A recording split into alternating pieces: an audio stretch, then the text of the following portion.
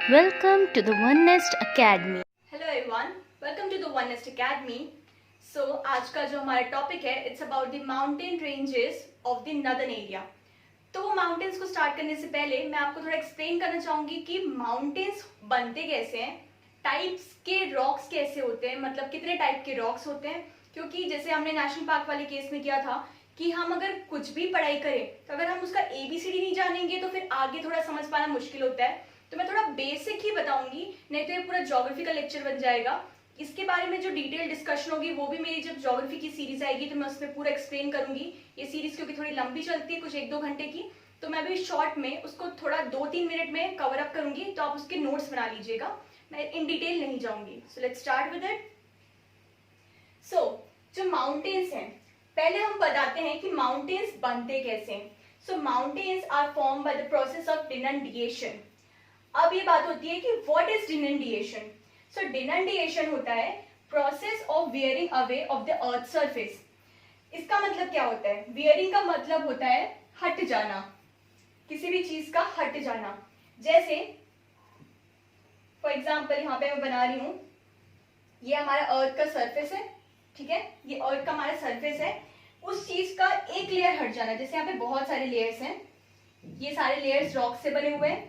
किसी भी चीज का एक लेयर हट जाना या फिर कुछ चीजें धीरे धीरे हट जाना in the due course of time, उसको हम बोलते हैं डिनंडिएशन, ठीक है। So denudation is a process of wearing away of the earth surface. अब ये जो डिनंडिएशन प्रोसेस है, जैसे मैंने बोला with due course of time, मतलब बहुत समय लगता है इस डिनंडिएशन को होने में। ये नहीं है कि मतलब एक दिन भी कुछ आया, पानी आया या कुछ आया तो वो हट जाएगा, कुछ भी चीज। ये बहुत टाइम लगाते हैं, बहुत सालों भी लगते हैं, बहुत मिलियन ईयर्स भी लगते हैं, तो इस चीज का आप ध्यान रखिएगा। सो जो डिनंडिएशन है उसके एजेंट्स होते होंगे जो ये प्रोसेस को करते हैं। तो वो एजेंट्स हमारे running water, rain, glacier, snow, waves. मतलब रनिंग वाटर और रेन तो एक ही बात हो गई कि ये जो भी है रनिंग वाटर एक ही बात है। तो मेजरली ये 4 होते हैं, इसके मेजर एजेंट्स होते हैं जो ये प्रोसेस को करते हैं। मैं एग्जाम्पल के लिए आपको रेन लेती हूँ, इस एक एजेंट को लेती हूँ, उससे आपको थोड़ा बताती हूँ, एक्सप्लेन करती हूँ एग्जाम्पल के थ्रू, तो आपको ये प्रोसेस समझ आ जाएगा। जैसे यहाँ पे ये हमारा क्लाउड है, यहाँ से हमारा रेन हुआ। जैसे हमारा रेन हुआ तो जैसे यहाँ पे ना रॉक्स है, ठीक है, यहाँ पे रॉक्स हैं। कोई भी रॉक्स रहता है तो उसमें जैसे रॉक्स का फॉर्मेशन होता है जो मैं आगे बताऊंगी, तो अभी आप बस इतना समझ लीजिए कि रॉक्स में ना क्रैक्स होते हैं। सिंपल सा रॉक नहीं होता, आपने रॉक को तो देखा भी होगा, वो एक प्लेन सा तो होता नहीं, उसमें क्रैक्स होते हैं। तो ये कैसा भी इसमें क्रैक है, ऑलराइट, इसमें कैसा भी क्रैक है। तो एक एजेंट को लिया हमने, रनिंग वाटर मतलब रेन को लिया हमने, तो रेन यहाँ पे आई, तो ये क्रैक्स में से मिनरल्स निकलने लग जाएंगे। जैसे रॉक होते हैं वो मिनरल से ही बने होते हैं, राइट, तो वो मिनरल्स इसमें से निकलने लग जाएंगे। जैसे ही मिनरल्स इसमें से निकलने लग जाएंगे तो हमारा वो प्रोसेस होता है इरोड होना। अब हम स्टेप्स ही बता रहे हैं साथ, ठीक है। अभी मैंने ये जो एजेंट में से एक एजेंट को लिया, यहाँ मैं एक्सप्लेन कर रही हूँ, और मैं एक और बात बता दूं कि इसके स्टेप्स होते हैं इस पर्टिकुलर प्रोसेस को होने के। सो पहला हमारा जो स्टेप होता है वो होता है इरोड। इरोड मतलब स्लोली स्टेडली कोई चीजों का रूइन हो रहा। फॉर एग्जाम्पल जैसे ताजमहल है, ताजमहल का जो व्हाइट मार्बल है वो धीरे धीरे येलो में हो रहा है कन्वर्ट, क्योंकि एसिड रेन और भी कई रीजन है उसके। तो सिमिलरली आप इरोड का मतलब समझ गए, खराब होना टाइम के साथ, जल्दी नहीं, मतलब एक टाइम के साथ किसी चीजों का खराब होना। सो जब यहाँ पे पानी आएगा, जो एजेंट रेन यहाँ पे आएगा, तो जैसे मैंने बताया रॉक में क्रैक है, क्रैक में से मिनरल्स निकलेंगे, मिनरल्स धीरे धीरे इरोड होना मतलब खराब होना चालू हो जाएंगे। तो हमारा पहला स्टेप हो गया। Second step is decomposition. Decomposition में यहाँ मतलब है घुल जाना। तो मिनरल्स जैसे यहाँ पे पानी हो जाएगा, पानी आएगा रेन से तो पानी हो जाएगा ना यहाँ पे, तो वो मिनरल्स घुलना यहाँ पे स्टार्ट हो जाएंगे, ठीक है। तो हमारा सेकेंड स्टेप हो गया। Third step is transportation. So अब क्या होगा, ये हमारा सरफेस है, इसके ऊपर रॉक था, ये हो गया, पहले इरोड हो गया वो चीज, फिर डिकम्पोज हो गई। ट्रांसपोर्टेशन में जैसे बहुत दूरी पे, मैं यहाँ पे ये बता रही हूँ, जैसे थोड़ी सी जगह है, बहुत किलोमीटर तक, बहुत किलोमीटर तक, जैसे रेन वाटर है, रेन वाटर अपने साथ कुछ चीजों को लेके भी जाता है, राइट। जैसे मिनरल्स है वो निकलेंगे, गिट्टी या कुछ भी चीज निकलेगी, तो पानी आया, पानी उसको लेके जाएगा, ट्रांसपोर्ट करेगा टू फर्दर सम प्लेस। सो जैसे मैंने यहाँ पे बोल दिया, यहाँ पे कोई सा भी लेक है, मान लो मैंने बोल दिया यहाँ पे कोई सा भी, इमेजिन कीजिए लेक है, लेकिन ये इसको यहाँ से यहाँ तक ये मिनरल्स को या जो भी इसमें से निकला है, ये जो क्रैक में से निकला है उसको ये ट्रांसपोर्ट करेगा बाय द रनिंग वाटर। ठीक है, जैसे मैंने बोला था रनिंग वाटर एजेंट नहीं है, वो कैरियर जैसा काम करता है, तो उसको कैरी करेगा यहाँ पे। तो हमारा थर्ड क्या हो जाएगा स्टेप, ट्रांसपोर्टेशन, जो कि इसमें इस वे में हो जाएगा। Third is sediment formation. अब सेडिमेंट्स मतलब क्या होता है? सेडिमेंट का नाउन में सिंपल जो आप डिक्शनरी में देखेंगे उसका मतलब होता है किसी भी चीज का इकट्ठे होना। ठीक है, तो वो होता है सेडिमेंट बेसिकली। तो यहाँ पे जब यहाँ का मिनरल्स, यहाँ की कुछ भी गिट्टी या जो भी है वो धीरे से यहाँ पे ट्रांसपोर्ट होगा, और ये मतलब ये लेक है, यहाँ तक उसको ट्रांसपोर्ट किया और यहाँ पे धीरे धीरे जाके इकट्ठा होना चालू हो जाएगा। जब ये इकट्ठा होना चालू हो गया, ये हो जाएगा हमारा fourth step complete. This is sediment formation. So इस वे में रॉक्स हो गए, बहुत सारे इकट्ठे हो गए, और आप जानते हैं रॉक से ही माउंटेन्स बनते हैं, राइट? तो ये रॉक है, धीरे धीरे धीरे धीरे रॉक्स का फॉर्मेशन होते होते मतलब बहुत सालों में, मतलब मिलियन बिलियन ईयर्स में यहाँ पे एक माउंटेन बन जाएगा इस रॉक से। सो इस वे में हमारे माउंटेन्स का फॉर्मेशन होता है बाय द प्रोसेस ऑफ डिनंडिएशन। और डिनंडिएशन होता है wearing away of the earth surface. उसके अंदर हमारे 4 स्टेप होते हैं। पहला होता है किसी भी चीज का इरोड होना, मतलब खराब होना। सेकेंड होता है डिकम्पोज होना, मतलब जैसे रनिंग वाटर, कोई भी एजेंट आ गया उससे चीजों को घुल जाना। थर्ड होता है हमारा ट्रांसपोर्ट करना, मतलब किसी पर्टिकुलर जगह तक उस पानी के थ्रू वो चीज पहुंच जाती है, वो ट्रांसपोर्ट होना। थर्ड होता है सेडिमेंट फॉर्मेशन, जहां पे सेडिमेंट का मतलब होता है इकट्ठा होना। सेडिमेंट का मतलब और क्या होता है? इकट्ठा होना, और कुछ नहीं। फिर वो सारे इकट्ठे होते हैं, with due course of time mountain का फॉर्मेशन हो जाता है। सो ये हो गया, आपको समझ आ गया होगा आई होप। उसके बाद हम बात करते हैं कि माउंटेन्स के टाइप्स क्या क्या होते हैं। ठीक है, तो मैं अभी आपको बस पॉइंट में जो मैंने लिखा है मैं उसको बोल देती हूँ, मैं उसको एक्सप्लेन नहीं करूंगी, वो हम नेक्स्ट किसी सीरीज में करेंगे। जो हमारा पहला होता है वो होता है fold mountain, then we have block mountain, then volcanic mountain, then residual mountain. ये हमारे 4 टाइप होते हैं। हम इनमें से पढ़ने जो वाले हैं वो है सिर्फ और सिर्फ फोल्ड माउंटेन। हम फोल्ड माउंटेन को इसलिए पढ़ेंगे क्योंकि हमारा जो अभी टॉपिक है, जिस वजह से स्टार्ट हुआ, हम कश्मीर को अभी पढ़ने की कोशिश कर रहे हैं, उसमें हिमालयस हैं, और जो हिमालयस हैं वो एग्जाम्पल है फोल्ड माउंटेन्स के। ठीक है, जो हिमालयस हैं ये भी आप उसको नोट कर लीजिएगा कि जो हिमालयस है हमारे, जो इंडिया में है, जो सबसे बड़ा हमारा पर्वत है, वो फोल्ड माउंटेन का हिस्सा है। अगर ये कई बार सीजीपीएससी और यूपीएससी में पूछा गया है, सीजीपीएससी के बारे में तो मैं बहुत श्योर हूँ, मैंने क्वेश्चन देखा है कि इनमें से कौन से, यही इसी टाइप के तुम्हारे आपके ऑप्शंस आए थे और पूछा गया था कि फोल्ड माउंटेन्स है कि नहीं है। So Himalayas are the fold mountains, इसको आप नोट कर लीजिए। ठीक है, सो इसके एग्जाम्पल क्या क्या है, जैसे मैंने बता दिया हिमालयस फोल्ड माउंटेन्स हैं। वैसे ही रॉकीज, नॉर्थ अमेरिका में जैसे हमारा हिमालय से सबसे बड़ा माउंटेन, वैसी वहां पे रॉकीज है। उसके बाद साउथ अमेरिका में है एंडीज, और यूरोप में है हमारा एल्प्स। सो ये सब एग्जाम्पल है फोल्ड माउंटेन की, इनको लिख लीजिएगा क्योंकि अगर किसी भी वे में आपको ऑप्शन से पूछा जाए तो आपको पता होना चाहिए कि ये जो पर्टिकुलर कैटेगरीज हैं ये फोल्ड माउंटेन के हिस्सा है। अब फोल्ड माउंटेन होता क्या है exactly? So fold mountain basically new mountains है, इसको यंग फोल्ड माउंटेन भी बोला जाता है। मतलब माउंटेन्स के टाइप होते हैं, मैं अभी उसके डिटेल में नहीं जाऊंगी, लेकिन ये जो माउंटेन्स होते हैं फोल्ड माउंटेन्स, वो यंगेस्ट माउंटेन है, जो कि अब धीरे धीरे अपने ओल्ड एज की तरफ जा रहे हैं। इसके बाद एक और सीरीज कुछ सेंचुरीज के बाद, जब मे बी हम ना रहे, तब शायद एक नए माउंटेन्स आए, तब वो यंग माउंटेन्स कहलाएंगे। मतलब ये बुढ़ापे की तरफ जा रहा है, आप ये समझ सकते हैं। ये यंग फोल्ड माउंटेन धीरे धीरे पुराने हो रहे हैं। तो ये जो फोल्ड माउंटेन्स हमारे होते हैं वो एक तो पूरे वर्ल्ड में, आप वर्ल्ड मैप देखेंगे तो पूरे वर्ल्ड में बहुत सारी जगह वाइडली स्प्रेड है। मतलब सबसे ज्यादा अगर ये कोई कैटेगरी का माउंटेन है वो है फोल्ड माउंटेन। ये तो आप देख ही सकते हैं एग्जाम्पल से, जैसे हमारे पूरे एशिया में हमारा हिमालयस है, नॉर्थ अमेरिका में है रॉकीज, साउथ अमेरिका, यूरोप, मतलब सारे ऑलमोस्ट सारे कॉन्टिनेंट कवर कर रहा है हमारा फोल्ड माउंटेन। तो सबसे मैक्सिमम जो कवरेज है वो फोल्ड माउंटेन की है। अब मैं फोल्ड माउंटेन होते और बनते कैसे उसको बेसिक वे में आपको समझाऊंगी, इन डिटेल नहीं जा रही हूँ, मैं फिर से बता रही हूँ आपको। सो एग्जाम्पल के लिए मान लो ये मैं, आप घर में एक्सपेरिमेंट कर सकते हैं, मैं आपको एग्जाम्पल देके पहले समझा रही हूँ। जैसे आपने यहाँ पे दो पत्थर रखे, दो पत्थर नहीं, आपने यहाँ पे दो बॉक्स रखे, ठीक है, आपने यहाँ दो बॉक्स रखे, यहाँ पे आपने टॉवल को रख दिया, 4-5 टॉवल को, राइट, आपने यहाँ टॉवल को रख दिया। जब आप ये दोनों, ये जो अपना फर्स्ट एंड सेकेंड, जब फर्स्ट और सेकेंड आप बॉक्स को एक दूसरे की तरफ कंप्रेस करेंगे, प्रेशर लगाएंगे, तो ये स्लोली और पास हो जाएगा। तो नेक्स्ट स्टेप क्या होगा आपका, ये आप करके देखेंगे तो बीच में जो टॉवल है वो मुड़ जाएगी, फोल्ड हो जाएगी। सो किस वे में बन जाएगा, कुछ इस वे में हो जाएगी। ये तो आप नॉर्मल सी बात है, ये आप करके देखेंगे आपको समझ आ जाएगा, ठीक है। फिर स्लोली स्टेडली ये आगे आगे आगे प्रोसेस होते होते ये एक दूसरे के को हिट करेंगे, ये दोनों बॉक्सेस बहुत ही तेजी से, और बहुत टाइम के बाद आपके प्रेशर, कंटिन्यूस प्रेशर लगाने के बाद यहाँ पे ये जो टॉवल है एक जगह इकट्ठा हो जाएगा, राइट।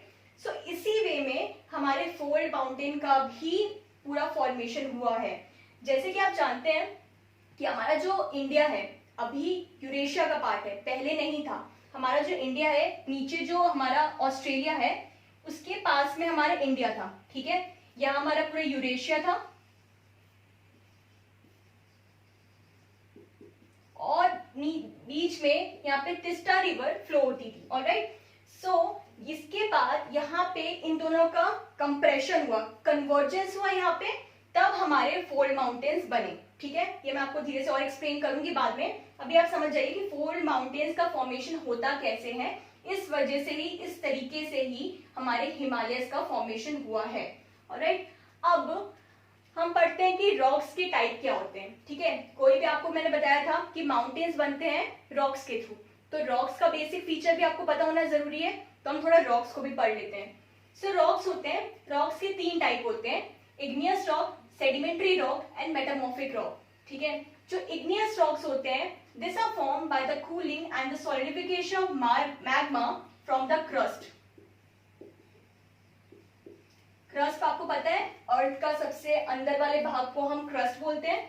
सो इसका मतलब क्या है, इग्नियस जो रॉक्स होते हैं वो कूलिंग और सॉलिडिफाई होने के बाद मैग्मा को बनाता है। जैसे मैं एग्जांपल से आपको बताती हूँ, ये आपका हो गया वोल्केनो, ठीक है। तो वोल्केनो में जब वोल्केनिक इरप्शन होता है, जब वोल्केनिक इरप्शन होता है तो यहाँ पे ये जो मैग्मा है, पहली बात मैं एक और बात आपको बता दूं आपकी इंफॉर्मेशन के लिए, जब अंदर जो चीज रहती है, जो मोल्टेन मटेरियल रहता है, उसको जब वो अंदर रहता है, जब वो क्रस्ट के अंदर, मतलब वोल्केनो के अंदर रहता है, तब उसको हम मैग्मा बोलते हैं। और जब वो हीट और प्रेशर के साथ बाहर रिलीज हो जाता है, जब वोल्केनिक इरप्शन होता है, तब उसको हम लावा बोलते हैं। सो लावा, मैग्मा एक ही बात होती है, बस मैग्मा जब वो अंदर रहता है क्रस्ट के तब उसको मैग्मा बोलते हैं, जब वो बाहर आता है तब उसको लावा बोलते हैं। सो ये इग्नियस रॉक्स कैसे फॉर्म होते हैं, जब ये मैग्मा बाहर आता है, ये मोल्टेन मटेरियल जब बाहर आता है, तो यहाँ पे जो जगह होती है, जो सतह होता है यहाँ पे वो सारा बह जाता है, लावा। देखा होगा आपने, कोई भी नेशनल ज्योग्राफिक चैनल में आपने देखा होगा कि कैसा होता है, तो हर जगह फैल जाता है। सो ये मोल्टेन मटेरियल जब हर जगह फैल जाता है, इन अ ड्यू कोर्स ऑफ टाइम वो वहां पे कूल डाउन होते हैं और सॉलिडिफाई हो जाते हैं, मतलब वहां पे इकट्ठा होते हैं, ठंडे होते हैं और वहां पे एकदम सॉलिड फॉर्मेशन रहता है। वो सॉलिड ही हमारा रॉक्स होती है और जो उसी को हम बोलते हैं इग्नियस रॉक्स। तो आप समझ गए इग्नियस रॉक्स क्या होते हैं। जैसे ही, मतलब इसमें आपको बताती हूँ, igneous rocks are form by the cooling and the solidification of magma from the crust, ठीक है। सब यही मैग्मा जब बाहर आता है और जब वो ठंडा हो जाता है और सॉलिडिफाई हो जाता है, इसी को हम बोलते हैं igneous rocks. So I hope आपको समझ आ गया होगा। और इग्नियस रॉक्स के कुछ और फीचर्स होते हैं, जैसे वो जो रॉक्स होते हैं वो हाई रहते हैं, आयरन कंटेंट उसका सबसे हाई रहता है, iron, magnesium, aluminium, copper. Fe मतलब होता है आयरन, ठीक है। Mg मतलब magnesium, Al is aluminium, Cu is copper. So इस टाइप के जो रॉक्स होते हैं वो इन मिनरल्स में हाई रहते हैं, ठीक है। So this is about the igneous rocks. Now coming to the sedimentary rocks. मैंने क्या बताया था अभी यहाँ पे, जब मैंने एक्सप्लेन किया था कि सेडिमेंट्स फॉर्म होते हैं, ठीक है। आखिरी में मैंने जब डिनंडिएशन का स्टेप बताया था, आखिरी में मैंने बोला था सेडिमेंट का फॉर्मेशन होता है। और सेडिमेंट मतलब क्या होता है, इकट्ठा होना, ठीक है। सो सेडिमेंट्री रॉक्स का डेफिनेशन पढ़ लेते हैं. Sedimentary rocks are form from sediments accumulated over a long period of time. So जैसे मैंने बताया, डिनटेशन का प्रोसेस होगा, जो कोई भी मिनरल्स होंगे इरोड होंगे, फिर वो घुल जाएंगे मिट्टी में, फिर धीरे से कोई रनिंग वाटर उसको ट्रांसपोर्ट करेगा, फिर कोई भी जगह पे वो वहां पे ट्रांसपोर्ट होने के बाद सेडिमेंट फॉर्मेशन कर लेंगे, फिर वो माउंटेन बनेगा. ठीक है. सो उस वे में जो बनता है माउंटेन, ठीक है, उस जो रॉक्स के साथ बनता है, मतलब with the help of denudation process, उसको हम बोलते हैं सेडिमेंट्री रॉक्स. मतलब जो भी कोई भी कचड़े या कुछ भी, कचरा नहीं बोलेंगे, कोई भी रॉक्स होते हैं जो बहुत समय तक किसी नदी किनारे या कहीं पे भी जमा हुआ होगा, उसको हम बोलेंगे sedimentary rocks. Third, metamorphic rocks. So metamorphic rocks can either be sedimentary rocks और दी इग्नियस रॉक्स. ठीक है. सो कोई भी रॉक्स इग्नियस रॉक्स होंगे या फिर सेडिमेंट्री रॉक्स होंगे, इनमें से कोई भी हो सकता है मेटामॉर्फिक रॉक्स में, जो कि which undergoes characteristic changes under great heat और प्रेशर, उसको हम बोलते हैं मेटामॉर्फिज्म. उस प्रोसेस को बोलते हैं मेटामॉर्फिज्म. मतलब या तो इग्नियस रॉक या फिर सेडिमेंट्री रॉक्स. ठीक है. कोई भी रॉक्स हो सकता है. जब उस रॉक में हाई हीट और हाई प्रेशर लगाया जाएगा तो उसके कैरेक्टरिस्टिक्स में चेंजेस आ जाएंगे, उसके अपीयरेंसेस, उसकी और भी चीजों में चेंजेस आ जाएंगे. तब उस प्रोसेस को हम मेटामॉर्फिज्म बोलते हैं. और इकट्ठा होके उस रॉक्स जो एक न्यू रॉक का फॉर्मेशन होगा कैरेक्टरिस्टिक चेंज होने के बाद, उसको हम बोलेंगे मेटामॉर्फिक रॉक. तो होप आपको ये बात समझ आ गई होगी. सो अब हम डिस्कस करेंगे about the classification of Himalayas. अब ये जो टॉपिक था, this series is about the all important geographical location in Jammu and Kashmir and Leh and Ladakh area. लेकिन यहाँ पे जितने भी रेंजेस हैं, माउंटेन रेंजेस है, वो हिमालय और उसके पार्ट हैं. और जो हिमालयस है उसके बहुत सब डिविजन, उसके बहुत टाइप्स हैं. तो अगर मैं सिर्फ जम्मू और कश्मीर को बता दूंगी और बाकी जगह जो उसके रेंजेस है वो छोड़ दूंगी, तो आपको इंटरकनेक्ट करना थोड़ा डिफिकल्ट हो जाएगा. तो जैसे कि मैंने मैप बनाया है, तो ये जो हिमालयस है वो पूरा ये अपना हिमाचल प्रदेश, उत्तराखंड, नेपाल, सिक्किम, अरुणाचल प्रदेश, पूरे एरिया को कवर करता है. Even the north eastern part. तो मैं सारा कुछ अभी नहीं बताऊंगी, लेकिन फिर भी आपको जितना भी इसका कवरेज, जो इसका सब डिविजन है हिमालयस का, वो मैं एक एक करके बता दूंगी. उसकी डिटेल में नहीं बताऊंगी, क्योंकि डिटेल अभी हम सिर्फ जम्मू कश्मीर के एरिया को रखेंगे और लेह और लद्दाख के एरिया को रखेंगे, क्योंकि हमारा सीरीज अभी एक स्टेट के लिए है. लेकिन मैं फिर भी सबको लेके चलूंगी, और जब हम नेक्स्ट स्टेट को डिस्कस करेंगे तो मैं दोबारा उसको बताऊंगी, और उसके की पॉइंट्स, उसके जो हाईएस्ट पीक पॉइंट होगा उस पर्टिकुलर स्टेट में, तब मैं उसको बताऊंगी, ताकि आपको इंटरकनेक्शन हो जाए. सो हम स्टार्ट करते हैं. सो जो क्लासिफिकेशन ऑफ हिमालयस होता है, उसके 4 डिविजन्स होते हैं. First is trans Himalayas, second greater Himalayas also known as Himadri, third lesser और मिडिल हिमालयस, दोनों नाम है उसके. लास्ट इज शिवालिक और लोअर हिमालयस. ऑलराइट, ये 4 उसके क्लासिफिकेशन होते हैं हिमालयस के. अब इनको बताने से पहले मैं ये बताती हूँ कि हिमालयस, ये जो trans Himalaya, greater Himalaya, lesser and Shivalik, इनका फॉर्मेशन हुआ कैसे. तो जैसे थोड़ी देर पहले मैंने अभी आपको बताया था फोल्ड माउंटेन्स के बारे में, कि फोल्ड माउंटेन्स, मैंने आपको एक एग्जांपल बताया था कि आप 2 बॉक्स लीजिए, बीच में टॉवल रखिए, उनको कंप्रेस कीजिए, तो उसके बाद उनमें ऊपर नीचे फोल्ड माउंटेन, इस तरीके से हमारा फोल्ड माउंटेन की फॉर्मेशन हुई. और जो Himalayas is an example of fold mountains. ये मैंने आपको बताया था, और फोल्ड माउंटेन्स भी एक्सप्लेन किया था. ठीक है. और मैंने आपको रॉक्स के बारे में बताया था कि जैसे इग्नियस रॉक होता है वो कैसे फॉर्म होता है, about by the solidification cooling of the rocks of the molten lava that comes out of the volcanic eruption during the volcanic eruption. तो आपको मैंने इग्नियस रॉक समझाया था कि जैसे मोल्टेन लावा बाहर आता है और बाहर आके वो सॉलिडिफाई हो जाता है over due course of time, उसके बाद वो पूरा कूल डाउन हो जाता है, तो वो जो रॉक की फॉर्मेशन होती है वो इग्नियस रॉक होती है. सिमिलरली सेडिमेंट ये होता था कि जो सेडिमेंट मतलब किसी भी मिनरल्स का साइड में इकट्ठा होना, वो जब इकट्ठा होते थे तब वो सेडिमेंट का फॉर्मेशन होता था, और वैसे हमारे सेडिमेंट के रॉक्स बनते थे. थर्ड क्या था, मेटामॉर्फिक रॉक. तो मेटामॉर्फिक क्या होता था कि it could either be A sedimentary rock और अ इग्नियस रॉक, लेकिन उस रॉक में जब हम हाई हीट और हाई प्रेशर लगाएंगे तो उस रीजन की वजह से उसके कैरेक्टरिस्टिक में चेंजेस आ जाएंगे, तो एक न्यू रॉक की फॉर्मेशन होगी due the process of metamorphism, उसको हम मेटामॉर्फिक रॉक बोलते हैं। ये मैंने आपको बता चुकी हूँ। तो जो ट्रांस हिमालय है, it is an example of, मैं यहाँ लिख देती हूँ, it is an example of igneous metamorphic rock. It is an example of igneous metamorphic rock. मैं सारा कुछ कोरिलेट करते हुए जा रही हूँ, भले ही ये माउंटेन रेंजेस की सीरीज है, लेकिन ये सब बताना बहुत इंपॉर्टेंट है क्योंकि यूपीएससी में इस टाइप के कहीं से भी क्वेश्चन आते हैं, तो हमें सब कुछ को लेके चलना इंपॉर्टेंट है, ताकि अगर आपको आंसर ना भी आए तो आप इस वे में एजुकेटेड गेस कर पाए। एंड सिमिलरली सीजीपीएससी में भी बहुत इस टाइप के क्वेश्चन पूछते हैं, तो प्लीज इस चीज को आप नोट्स बनाते जाइए। सो इग्नियस मेटामॉर्फिक रॉक मैंने बता दिया, तो कैसे बने होंगे। इग्नियस रॉक आपको समझ आ गया कि लावा बाहर आया, कूल हुआ, सॉलिडिफाई हुआ, उसके बाद हमने शायद उसमें हीट, हमने शायद नहीं, लाइक इट्स वेरी श्योर कि उसमें हीट और प्रेशर लगा होगा।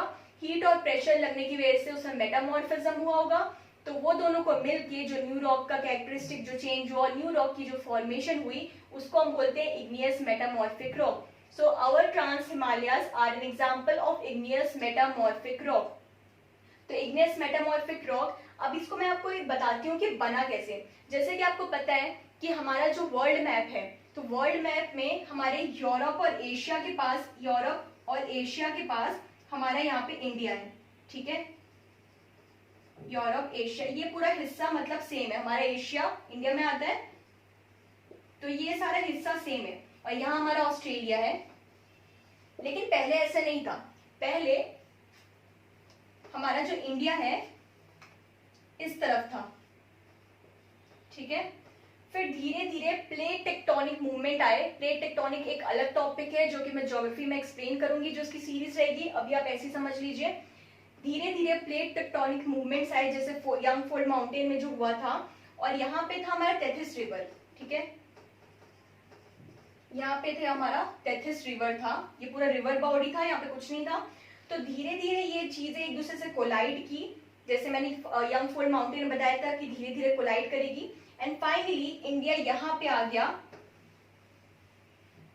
और यहाँ पे इंडिया एशिया का हिस्सा बन गया। जब इंडिया और यूरेशिया, मतलब जब ये रही यूरेशिया की प्लेट और ये रही इंडिया की प्लेट, अब यहाँ पे टेथिस रिवर है, जब इन दोनों के बीच कोलिशन हुआ, कंप्रेस हुए दोनों एक दूसरे से, तब अगर कोई भी चीज कंप्रेस होती, जैसे ये है, यहां मैं इस पे जाके टक्कर मारूंगी, कंप्रेशन ऐसे यहाँ पे लगेगा, तो यहाँ पे कुछ उसमें चेंजेस आएंगे, उसमें क्रैक्स हो जाएगा। सो जैसे यहाँ पे ऐसे क्रैक, जैसे यहाँ पे लगा, जैसे इंडिया यहाँ पे ऐसे आया, तो यहाँ पे क्रैक आ गया, और यहाँ पे बहुत जोर से अलग अलग हिमालयस का फॉर्मेशन हुआ। और ये जो पॉइंट है जहां पे ये इंडिया ने यूरेशिया के प्लेट को टच किया, उस पॉइंट को बोलेंगे हम पामीर नॉट, जो कि हमारा है यहाँ पे। इसको मैं हाईलाइट कर देती हूं यहाँ पे। So this point is where Indian plate, Indian subcontinent collided with the Eurasian plate, and this particular point is known as the Pamir point. Pamir point और Pamir knot, okay. So I hope आपको समझ आ गया होगा कि Eurasia की plate थी, India की plate थी, दोनों में कोलिशन हुआ, दोनों इंडिया की प्लेट यूरेशिया में जाके टकराई, और उस टकराने से पामीर नॉट पे, उस जो जहां जिस पोर्शन पे टकराई उसको हम पामीर नॉट बोलेंगे, और वहां से हमारे सारे हिमालयस का फॉर्मेशन हुआ, जैसे यंगफोल्ड माउंटेन में था। आई होप आपको समझ आ रहा होगा, नहीं आ रहा होगा तो आप प्लीज उसको कमेंट सेक्शन में लिखिएगा, मैं आपको फिर से उसको अलग से सीरीज में अलग से एक्सप्लेन करूंगी। सो उसके बाद जब ये हुआ, तो यहाँ से हमारा ट्रांस हिमालय बना, ठीक है। ये जो पामीर नॉट पे टकराने के बाद ट्रांस हिमालय बना। जो ट्रांस हिमालय है, वो जो भी चीजें टकराई, जब ये दोनों सब कॉन्टिनेंट टकराए, तो सिर्फ सारा हिस्सा इंडिया में नहीं आया, सारे माउंटेन रेंजेस इंडिया में नहीं थे, और भी जगह थे, तो हम पहले उसको डिस्कस कर लेते हैं। पहले let's start with China. China में जो माउंटेन रेंजेस हैं जो कि ट्रांस हिमालय का पार्ट है, उसका नाम है अल्तुनशान एंड तिएन शान, ठीक है। यहाँ पे क्या क्या है, अल्तुन शान, ALTUN शान, और दूसरा है हमारा तिएन शान, TIANSHAN। So these two mountains of China, which is located in China, are also the part of Trans Himalayas. Okay? वैसे ही हमारा अफगानिस्तान में जो हमारा ट्रांस हिमालय का पार्ट है उसका नाम है हिंदू कुश। तो ये हमारे अफगानिस्तान है, यहाँ है हमारा हिंदू कुश। तो ठीक है, आपको समझ आ गया कि जो पामेर नोट है, पामेर नोट के बाद जो हमारे पूरे डाइवर्शंस हुए, सारी जगह जो अलग अलग हमारे पार्ट्स बने, हिमालय मतलब अलग अलग माउंटेन्स बने, उसमें जो चाइना का हिस्सा है वो है अल्तुनशान एंड तियान शान, और जो अफगानिस्तान का हिस्सा है वो है, उसका नाम है हिंदू कुश। अब let's talk about the Indian part. ठीक है, इंडिया में कौन कौन से ट्रांस हिमालय के माउंटेन हैं। तो फर्स्ट इज काराकोरम रेंज। जो ये काराकोरम रेंज है वो इस तरफ है, ये जो पूरा रेंज है अपर मोस्ट तरफ, अपर या नदर्न मोस्ट तरफ, वो जो रेंज है उसका नाम है काराकोरम रेंज। ओके, ये हमारा है काराकोरम रेंज। काराकोरम रेंज में एक पॉइंट है जिसका नाम है K2 mountain, which is also known as Godwin Austen mountain, जिसकी एलिवेशन है 8611 मीटर। आप इसको ध्यान रखिएगा, its elevation is 8611 metre and it is the second most highest peak in the world. It is the second most highest peak in the world after Mount Everest. So Mount Everest हमारा first highest peak है जो कि हमारा नेपाल और China की border पे पड़ता है, और जो सेकेंड हाईएस्ट है वो कहाँ पे है, K2। वो कौन सा है, K2 माउंटेन है जिसका नाम है गॉडविन ऑस्टिन माउंटेन, दूसरा नाम है, उसकी एलिवेशन है 8611 मीटर और वो काराकोरम रेंज पे यहाँ पे है। ठीक है, ये आपको समझ आ गया, ये बहुत इंपॉर्टेंट है, इसको नोट कर लीजिएगा। सेकेंड इज लद्दाख रेंज, यहाँ हमारा है लद्दाख का रेंज। ठीक है, यहाँ हमारा है लद्दाख का रेंज। Third Zanskar range. तो आपको याद आ रहा होगा कल मेरी पासेस की क्लास थी, अगर आपने वो क्लास को नहीं देखी है तो आप डिस्क्रिप्शन बॉक्स से जाके उसको दोबारा देखिए ताकि आप चीजों को इंटरकनेक्ट कर पाएंगे। काराकोरम रेंज के बाद मैंने यहाँ पे क्या बताया था, यहाँ पे पास के बारे में बताया था, काराकोरम पास, तो आपको याद आ रहा होगा। सिमिलरली जो लद्दाख रेंज है तो मैंने बताया था लेह थी, लेह से ऊपर खारदुंगला पास आता था नुब्रा वैली की जाते हुए, तो वो भी यहीं पे थी। And talking about the Zanskar range, Zanskar range में यहाँ पे हमारा कारगिल था, कारगिल के नीचे लेह था, लेह पे आते हुए यहाँ पे जश्कर माउंटेन्स थे और यहाँ पे पेंसिला पास था, आपको याद आ रहा होगा, वो यहीं पे है। सो आई होप आपको सब समझ आ गया है कि रेंजेस और इंडिया में जो ट्रांस हिमालय के रेंजेस है वो कहाँ से कहाँ तक है। So now let's talk about the greater Himalayas which is also known as Himadri. ठीक है, तो अब हम इसको डिस्कस करेंगे। तो जैसे मैंने ट्रांस हिमालय को डिस्कस किया था कि वो कैसे फॉर्म हुआ, तो अब पहले मैं इसकी रॉक के बारे में बताती हूँ और फॉर्मेशन दोनों साथ साथ लेके चलते हैं। सो ग्रेटर हिमालय, जैसे मैंने क्या बताया था कि हमारा ये प्लेट था, यूरेशियन प्लेट, और हमारे इंडियन प्लेट था, इसको इसने ठोकर मारी, कन्वर्ज हुआ दोनों, और तब यहाँ पे ग्रेटर हिमालय बने। तो ग्रेटर हिमालय में जो रॉक होती है सबसे ज्यादा, वो रॉक होती है हमारी सेडिमेंट्री मेटामॉर्फिक रॉक। ठीक है, तो अब बैक करके आप देख लीजिए कि सेडिमेंट्री रॉक्स और मेटामॉर्फिक क्या रॉक होती है, तो आपको फिर से अगर आप भूल गए हो तो आपको समझ आ जाएगा। तो देखिए, सेडिमेंट का मतलब क्या बोला था मैंने कि कोई भी सेडिमेंट्स, चीजें इकट्ठी की हुई साइड में होंगी, उसकी वजह से जो माउंटेन बनते हैं उसको सेडिमेंट्री बोलते हैं, राइट। तो अब जैसे कि मैंने आपको बताया था कि जो यूरेशिया का प्लेट था और इंडिया का प्लेट था, उसके बीच में तेथिस रिवर थी। ठीक है, तेथिस रिवर थी, ये भी ध्यान रखिएगा, सीजीपीएससी में क्वेश्चंस पूछा गया है। जो तेथिस रिवर थी, तो रिवर थी मतलब साथ में पत्थर और सब कुछ सेडिमेंट्स होंगे, तो उन दोनों ने कोलाइड किया, तब उन दोनों की कोलिशन से यहाँ पे ग्रेटर हिमालय बना, और वो जो ग्रेटर हिमालय बना, वो जो रॉक हुई उसकी, वो अंडर हीट और प्रेशर जाके सेडिमेंट्री मेटामॉर्फिक रॉक में कन्वर्ट हो गई। सो हमारा greater Himalaya which is also known as Himadri are sedimentary metamorphic rock. ठीक है, आपको समझ आ गया होगा।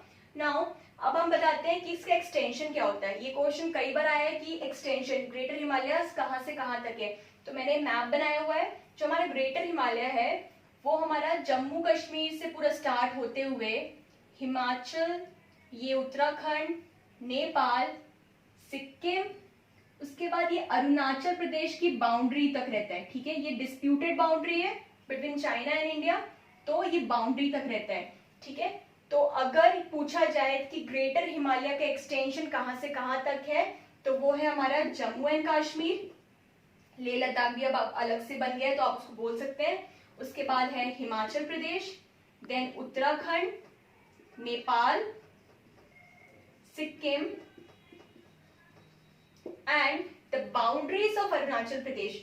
सो ये थोड़ी डिस्प्यूटेड बात है। अगर क्वेश्चन में सिर्फ अगर ऑप्शंस रहेंगे, उसमें ये सारे ऑप्शंस रहे बस, तब और अरुणाचल प्रदेश ना रहे, तब भी वो बात गलत नहीं होगी, क्योंकि ये जो अरुणाचल प्रदेश का जो है, ये बाकी जो है वो उसके बीच से निकल रहा है, मतलब उत्तराखंड वगैरह के बीच से ये पूरा ग्रेटर हिमालय निकल रहा है। बट जब अरुणाचल प्रदेश की हम बात करते हैं तो वो उसके बाउंड्री को बस कवर कर रहे हैं, and that boundary is a disputed boundary, ठीक है। तो अगर ऑप्शन में ये सब बस रहेंगे और अरुणाचल प्रदेश नहीं रहेगा, तब भी आप इन पे टिक करिएगा, ये सही है। तो आपको पूरा एक्सटेंशन समझा दिया मैंने। ये पूरा एक्सटेंशन हमारा ग्रेटर हिमालय का है। अब उसके इंपॉर्टेंट रेंजेस पढ़ते हैं। जो इंपॉर्टेंट रेंजेस हमारे जम्मू कश्मीर लेह लद्दाख का हिस्सा है, वो जो है उसका इंपॉर्टेंट जो आपको याद रखना है वो है नंगा पर्वत, जो कि जम्मू एंड कश्मीर में है।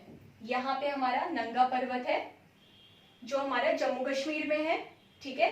ये जो हिस्सा है ग्रेटर हिमालयस का है।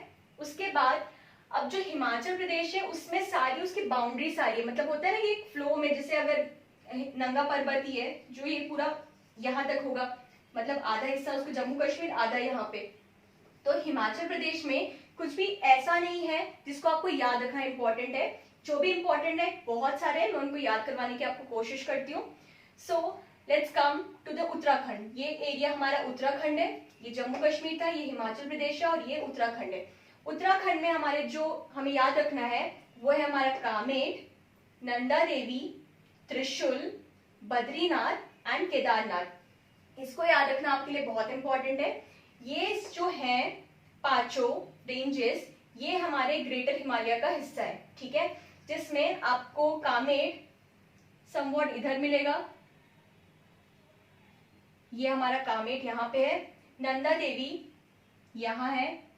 अच्छा, आपको नंदा देवी से याद आ रहा होगा, नंदा देवी बायोस्फीयर रिजर्व के बारे में मैंने नेशनल पार्क में बताया था कि वो की वो फर्स्ट लार्जेस्ट प्रोटेक्टेड एरिया है नंदा देवी। तो वो हमारा उत्तराखंड में है, आप उसको कोरिलेट कर लीजिए। और अगर आपने वो वीडियो नहीं देखी है तो डिस्क्रिप्शन में उसको डाल दूंगी मैं, आप उसको प्लीज जाके चेक कीजिएगा। तो ये वही नंदा देवी है, मतलब वो नंदा देवी रेंजेस है और वहीं पे नंदा देवी बायोस्फीयर रिजर्व है। ऑलराइट, तो ये हमारा कामेट, ये हमारा नंदा देवी है। त्रिशूल, यहाँ हमारा त्रिशूल है, ठीक है।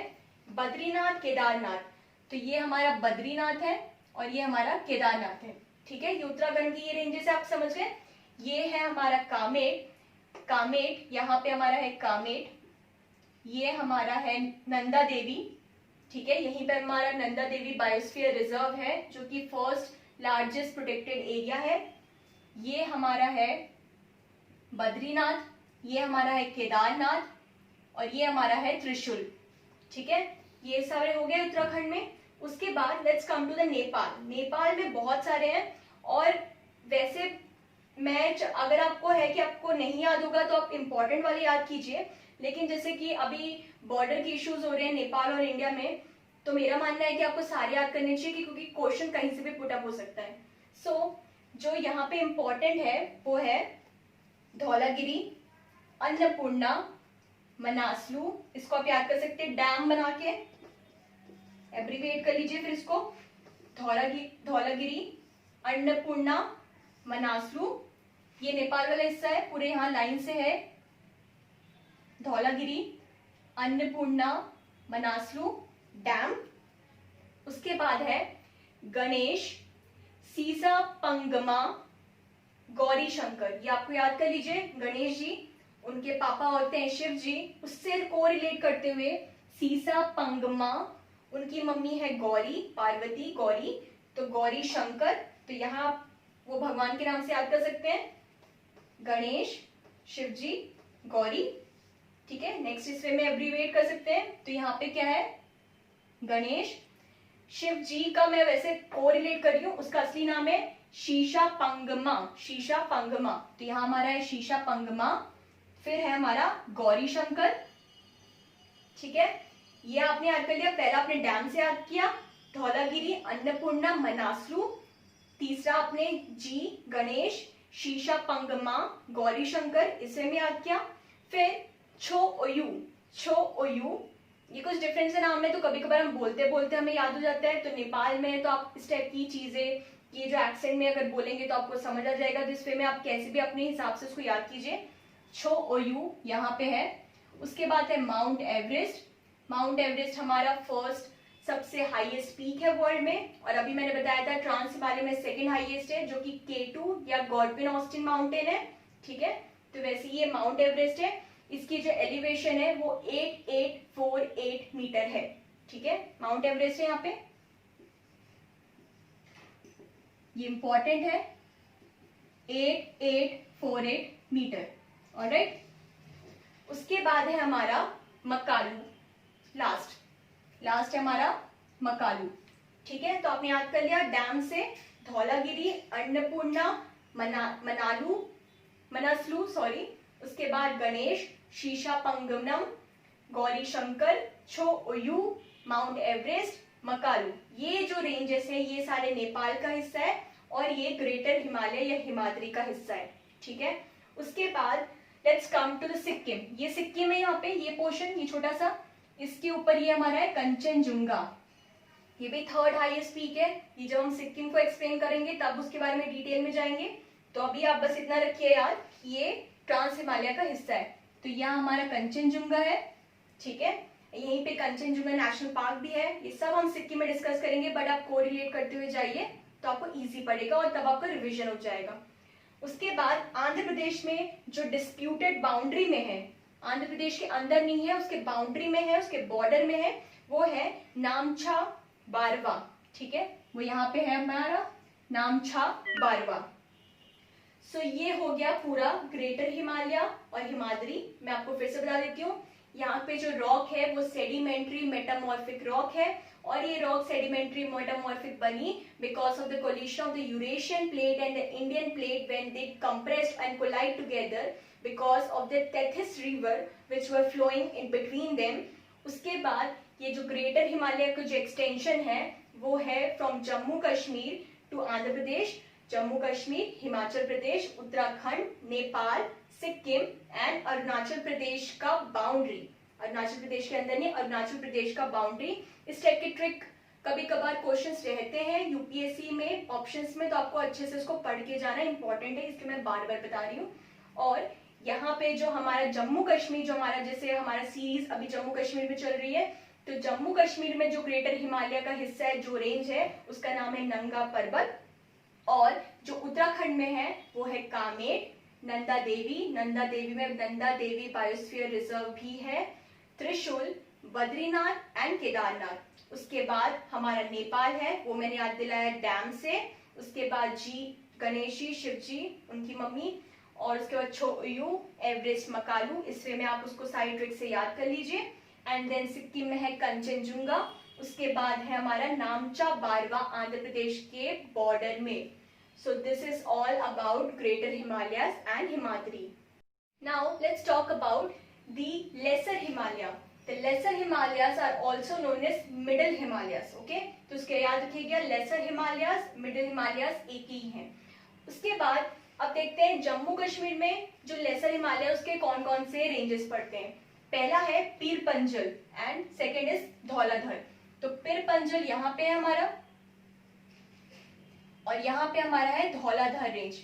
जो धौलाधर रेंज है वो सिर्फ जम्मू कश्मीर तक नहीं है, उसका पूरा इलोंगेशन जो है वो हमारा हिमाचल प्रदेश तक आता है। तो यहाँ तक आता है पूरा धौलाधर रेंज। तो अगर कोई पूछे कि पीर पंजल कहाँ का हिस्सा है, वो सिर्फ और सिर्फ जम्मू कश्मीर का हिस्सा है, बट धौलाधर रेंज में जम्मू कश्मीर से लेके हिमाचल प्रदेश दोनों को कवर करता है। धौलाधर रेंज से आपको एक चीज याद आ रही होगी, अभी हमने थोड़ी देर पहले पढ़ा था धौलागिरी रेंज। जो धौलागिरी है वो कहाँ पे था, नेपाल में। यहाँ पे जो मैंने पढ़ाया था डैम करके एब्रीविएशन अपने ट्रिक से, तो यहाँ पे, तो अब धौलागिरी और धौलाधर माउंटेन रेंज में कंफ्यूज मत होइएगा। धौलाधर हमारा यहाँ पे है जम्मू कश्मीर में, जो कि हिमाचल तक है, and Dhaulagiri is in Nepal. ठीक है, धौलाधर जो है वो लेसर और मिडिल हिमालय का हिस्सा है। आई एम सो सॉरी, शायद मैंने गलत बोला। धौलाधर जो है वो लेसर और मिडिल हिमालय का हिस्सा है, बट धौलागिरी जो है वो ग्रेटर हिमालय या हिमाद्री का हिस्सा है। अब इसको नोट कर लीजिएगा, इस टाइप के ट्रिक क्वेश्चंस बहुत आते हैं। उसके बाद हमारा नेक्स्ट जो है वो है नाग तिब्बा। सो नाग तिब्बा जो है वो है हिमाचल प्रदेश में, यहाँ है हमारा नाग तिब्बा। देन थर्ड हमारा है उत्तराखंड में, ये उत्तराखंड है हमारा, तो उत्तराखंड में हमारा मसूरी है और कुमाऊं है। ठीक है, तो आप समझ गए होंगे। तो मसूरी यूपीएससी की तैयारी कर रहे हैं, लवासना वहां पे है, वहां ट्रेनिंग इंस्टीट्यूट, तो आपको पता होना चाहिए मसूरी का जो माउंटेन रेंज है वो हिस्सा है लेसर और मिडिल हिमालय का। ठीक है, तो अगर मैं इसको वैसे बताऊं तो हमारा जो लेसर हिमालय है उसकी रेंज आती है पूरी यहां से यहां तक। ठीक है, so this is all the lesser Himalayas part. ठीक है, ये आपको यहाँ पे समझ आ गया। आई होप आपको कोई कंफ्यूजन नहीं रहा होगा। धौलागिरी नेपाल में है, धौलाधर हमारा जम्मू कश्मीर में है, धौलागिरी जो है हमारा नेपाल में है, तो फिर it is a part of greater Himalaya. Dhauladhar is a part of lesser which is also known as middle Himalayas. Let's start about the Shivalik range. ये जो शिवालिक हिमालयस हैं which is also known as the lower Himalayas और द आउटर हिमालयस। बेसिकली यहाँ पे हमारे Himalayas cover होते हैं, but ये जो शिवालिक रेंजेस हैं वो ये जो स्टार्टिंग से हमारा trans Himalaya, greater Himalaya, lesser Himalaya है, इसको बंद करने की बारी है। यहाँ से हम क्लोज कर देंगे ये पूरा। So this is known as the Shivalik lower या फिर आउटर हिमालयस। ठीक है, आप इसका नाम ध्यान रखिएगा क्योंकि किसी भी वे में क्वेश्चन पुट अप हो सकता है। अब मैं बताती हूँ शिवालिक रेंज की। शिवालिक रेंज की एक की पॉइंट है जो कि इंपॉर्टेंट है, वो ये है कि it is the only range which is in the western side. ये हमारा इंडिया हो गया, इंडिया के वेस्टर्न में जो भी है रेंजेस वो इकलौता है जो कि शिवालिक रेंज है, जो कि वेस्टर्न साइड है। बाकी सारे हमारे ईस्टर्न की तरफ गए, आप देख रहे होंगे सारे ईस्टर्न की तरफ गए। ठीक है, so this is the only range in the west. ये शिवालिक रेंज का जो दूसरा नाम है आउटर हिमालयस, ध्यान रखिएगा, लोअर हिमालय भी है और आउटर हिमालय भी है। सबसे सरल आउटर हिमालय के नाम से बोला जाता है। सो जो ये आउटर हिमालय है वेस्ट बंगाल में, ये जाते जाते एक हिल्स है जिसका नाम हो जाता है tiger hills. So tiger hills are also the part of the outer Himalayas. ठीक है, शिवालिक हम जब ये यहाँ रहते हैं वेस्टर्न साइड में तब तक इसको शिवालिक बोलते हैं, लेकिन उसके बाद जो भी इसकी इलोंगेशन है, मतलब इसका जितना भी स्ट्रेच है, उसको हम आउटर या फिर लोअर हिमालय के नाम से बोलते हैं। शिवालिक तभी बोलते हैं जब वो वेस्टर्न साइड में उसके रेंजेस रहती है, इसको ध्यान रखिएगा। तो जो आउटर हिमालय है वेस्ट बंगाल में टाइगर हिल्स है, वो भी पार्ट है हमारा शिवालिक या फिर आउटर हिमालय का पार्ट। ठीक है, ये दूसरी बात है, इसका स्ट्रेच बताती हूँ। इसका जो स्ट्रेच है वो है पंजाब, ये है हमारा पंजाब, ये है हमारा हरियाणा, ये मैप मैंने यहीं तक बनाया है, पंजाब, हरियाणा, फिर उत्तराखंड, उत्तर प्रदेश। अब आप सोचेंगे कि उत्तर प्रदेश में कैसे, क्योंकि वहां पे तो इतने माउंटेन्स मिलते नहीं है, लेकिन वहां सहारनपुर रीजन है, वहां उसकी कवरेज होती है। वहां शिवालिक, मतलब शिवालिक नहीं, हाँ मतलब शिवालिक या फिर आउटर जो हिमालयस हैं उसकी कवरेज वहां तक जाती है। तो हमारा कहां से कहां तक हो गया शिवालिक? शिवालिक है हमारा पंजाब से, पंजाब, हरियाणा, उत्तराखंड, उत्तर प्रदेश, उत्तर प्रदेश का सहारनपुर रीजन, वेस्ट बंगाल में टाइगर हिल्स। तो मैं आपको बता देती हूँ, यहां से पूरा, यहाँ वेस्ट बंगाल है कुछ, मतलब ये इसको पूरा कवर कर लेगा, राइट, ये पूरा कवर कर लेगा।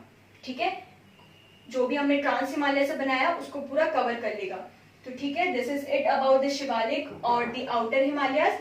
अब इसके बाद हम थोड़ा सा ये बता देती हूँ कि क्योंकि ये हमारा सीरीज थी जम्मू कश्मीर के बारे में, तो मैं जम्मू कश्मीर की चीजों को एक बार फिर से रिवाइज करा देती हूँ। बाकी तो मैं करवा ही दूंगी जब हमारा सारे स्टेट को हम कवर करेंगे। ठीक है, ये हमारा जम्मू कश्मीर है, मैंने रफ सा मैप बना दिया है।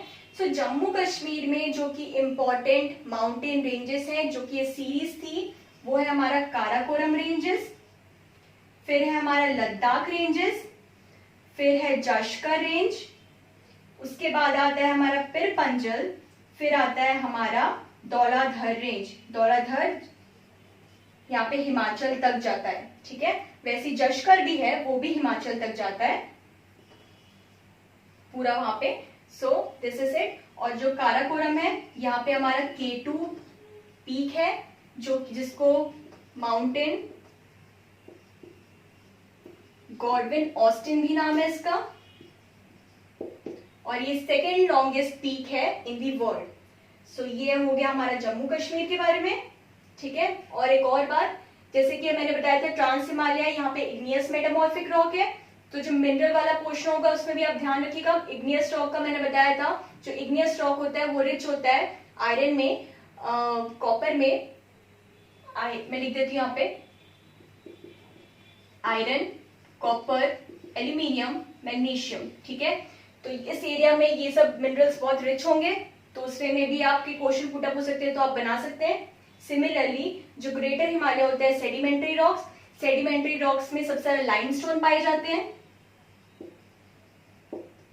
CaCO3, ये इसका केमिकल फॉर्मेशन है। सो इस वे में यहाँ पे सबसे ज्यादा लाइमस्टोन होंगे, ग्रेटर हिमालयस के जो भी रेंज है वहां पे सबसे ज्यादा लाइमस्टोन फाउंड होंगे। सो this is it about the mountain ranges of Jammu and Kashmir. मैंने कोशिश की थी कि सारे हिमालयन और उसके पार्ट और सारा कुछ एक्सप्लेन कर पाऊँ। सो अगर आपको ये वीडियो अच्छी लगी है तो प्लीज इसको लाइक, शेयर और सब्सक्राइब कीजिए, और please hit the bell icon, तो ताकि हमारी जो नेक्स्ट वीडियो है आप तक तुरंत पहुंचे। So thank you for watching, have a nice day.